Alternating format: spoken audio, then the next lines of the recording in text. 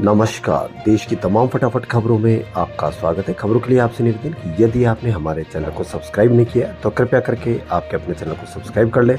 तो बढ़ते हैं आज की बड़ी खबर की ओर। सोनिया गांधी से जो आ रही है, यहाँ दिल्ली प्रदूषण की वजह से कांग्रेस की पूर्व अध्यक्ष सोनिया गांधी अस्थायी तौर पर जयपुर शिफ्ट हो रही है। वह जयपुर में तब तक रहेगी जब तक दिल्ली की हवा की गुणवत्ता नहीं सुधर जाती है। सोनिया गांधी सांस संबंधी समस्याओं से पीड़ित है, जिसकी वजह से डॉक्टरों ने उन्हें सलाह दी है कि अस्थायी तौर पर ऐसी जगह शिफ्ट हो जाए जहां की हवा गुणवत्ता बेहतर हो। मंगलवार को दिल्ली की वायु गुणवत्ता सूचकांक 375 था, जो गंभीर श्रेणी में है, जबकि जयपुर का आंकड़ा बेहतर था, जो मध्यम श्रेणी में है।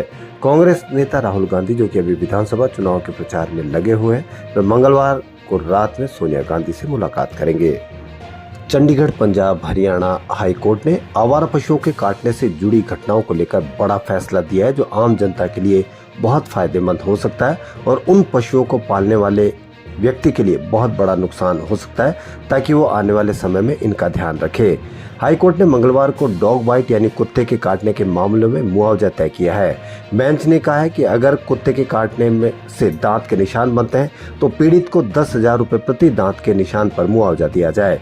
इसके अलावा अगर कुत्ते के काटने से स्किन पर घाव होता है या मांस निकल जाता है तो प्रति 0.2 सेंटीमीटर घाव के लिए न्यूनतम 20,000 रुपए मुआवजा दिया जाए। यह बहुत बड़ी खबर, बहुत बड़ा मुआवजा उन लोगों के लिए जो पीड़ित होते हैं और उन लोगों के लिए जो कुत्ते पालते हैं और फिर भी लापरवाही से उनको बाहर अकेला छोड़ते हैं या किसी को काटने पर कोई बिना शर्म के उस पर कोई बिल्कुल भी उस पर ध्यान नहीं देते हैं। केंद्रीय कृषि मंत्री नरेंद्र सिंह तोमर के बेटे को 500 करोड़ रुपए के डील पर बातचीत करते हुए दिखाने वाला एक वीडियो सोमवार को सामने आने के बाद भाजपा चुनावी राज्य मध्य प्रदेश में बचाव की मुद्रा में है। इस महीने यह दूसरा वीडियो है। पिछले सप्ताह एक वीडियो में देवेंद्र सिंह तोमर, जिनके पिता नरेंद्र सिंह तोमर है, को कुल 139 करोड़ रुपए के 3 सौदों पर चर्चा करते हुए दिखाया गया था।